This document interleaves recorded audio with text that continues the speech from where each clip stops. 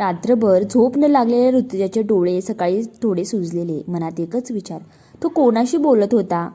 ती ऑफिसमध्ये आले नेहमीसारखेच, पण आतून पूर्ण बदललेली. तिने आज ठरवलं होतं जास्त विचार नाही करायचा आणि त्याच्यापासून थोडं दूरच राहायचं. दुसरीकडे अभि केबिनमध्ये बसलेला, फोन हातात. स्क्रीनवर एक नाव चमकत होतं, अनन्या. त्याने हलकंसं स्मित केलं, हॅलो. त्याचा आवाज पुन्हा तोच मऊ, तोच प्रेमळ. हो, काल खूप मिस केलं तुला. क्षणभर शांतता. हो, आईबाबांनी पण काल तुझ्याबद्दल विचारलं. तो हलकंसं हसला.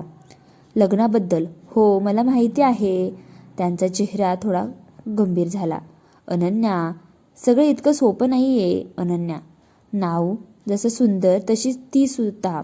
गोऱ्या नाजूक चेहऱ्यावर तीक्ष्ण डोळे, लांब सडक केस, नेहमी परफेक्ट सेट केलेले, स्टायलिश कपडे, आत्मविश्वास ओसंडून वाहणारा आणि ॲटिट्यूड.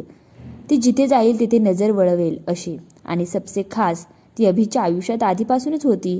दोन्ही कुटुंबाने ठरवलेलं नातं, लग्नाची चर्चा सुरू, सगळं परफेक्ट. पण अभिच्या मनात काहीतरी बदललं होतं.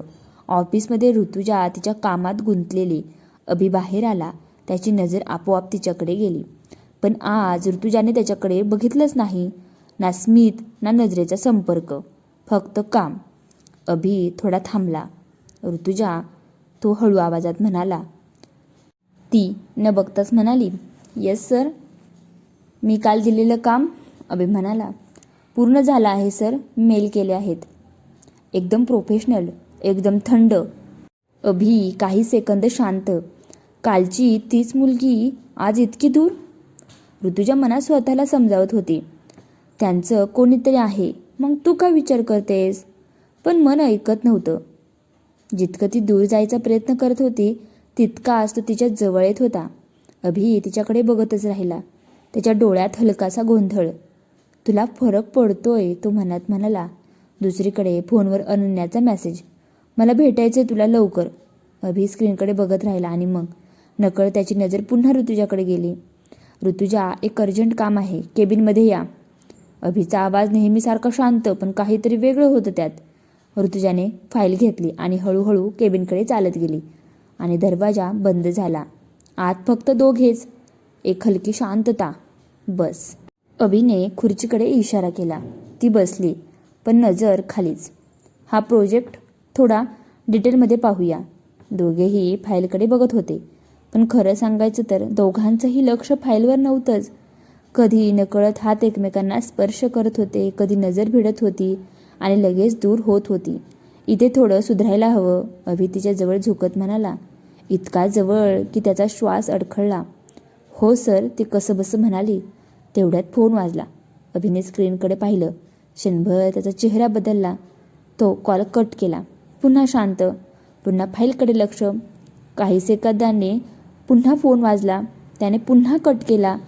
ऋतुजा सगळं पाहत होती, मनात विचारांचा गोंधळ. तिसऱ्यांदा फोन वाजला. यावेळी ऋतुजाने नजर स्क्रीनवर गेली. अनन्या. तिच्या छातीत काहीतरी टोचलं. क्षणभरासाठी सगळं शांत झालं. सर, फोन घ्या ना, ती हळू आवाजात म्हणाली.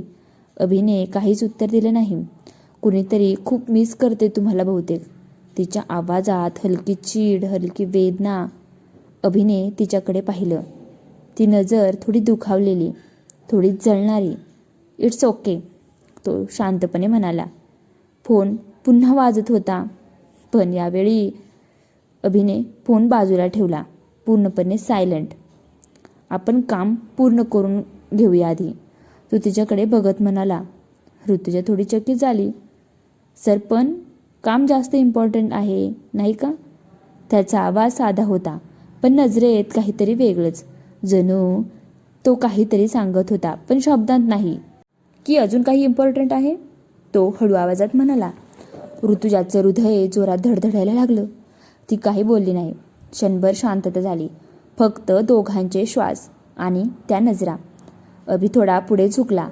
तुम्हाला खरंच वाटतं की तो कॉल उचलायला हवा होता? ऋतुजाने पहिल्यांदाच सरळ त्यांच्या डोळ्यात पाहिलं. हो, कारण ती तुमच्यासाठी इम्पॉर्टंट आहे, ती कसंबसं म्हणाली. अभि हलकंसं हसला. आणि तुम्ही?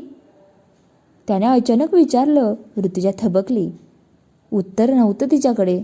आणि फोन पुन्हा वाजला. पण यावेळी कोणीच लक्ष दिलं नाही. दोघंही कारण फक्त एकमेकांकडे बघत होते. जणू काही उत्तर त्या नजरेतच होतं. केबिनमध्ये शांतता पसरलेली. दोघंही समोरासमोर, नजरा एकमेकांत गुंतलेल्या. क्षणभरासाठी वेळ थांबलेली. ऋतुजाचा श्वास वाढलेला. अभिची नजर तिच्यावरच स्थिर. जणू काही दोघंही काहीतरी बोलणार होते. तेवढ्यात फोन पुन्हा वाजला. त्या शांततेचा तुकडा झाला. स्क्रीनवर पुन्हा तेच नाव, अनन्या.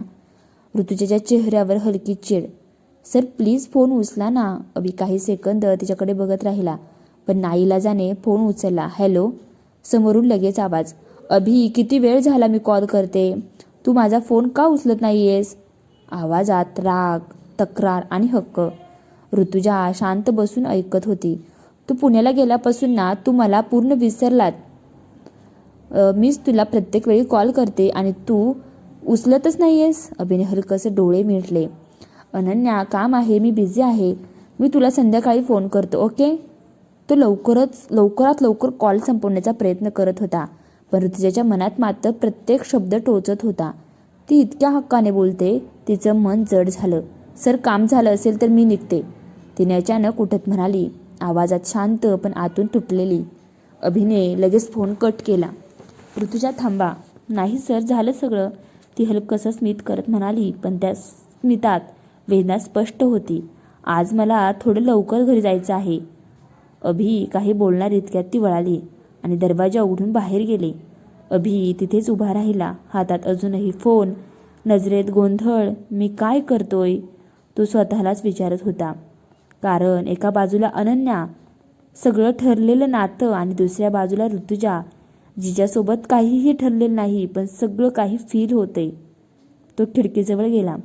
बाहेर बघत हळू आवाजात म्हणाला, हे फक्त अट्रॅक्शन आहे की काहीतरी जास्त, हे त्याला कळत नव्हतं. आणि दुसरीकडे ऋतुजा ऑफिसमध्ये बाहेर चालत होती, डोळ्यात हलकंसं पाणी. काय अपेक्षा ठेवतेस तू, ती स्वतःला समजावत होती, पण मन मान्य करत नव्हतं. आता पुढच्या एपिसोडमध्ये अभि तिच्या मागे जाणार का, की तो स्वतःलाच थांबवणार? आणि पहिल्यांदा कोण कबूल करणार भावना? कमेंट करा. अभिने ऋतुजाला थांबवायला हवं होतं का नाही ते. व्हिडिओ आवडला तर नक्की लाईक करा आणि जास्तीत जास्त लोकांपर्यंत शेअर करा.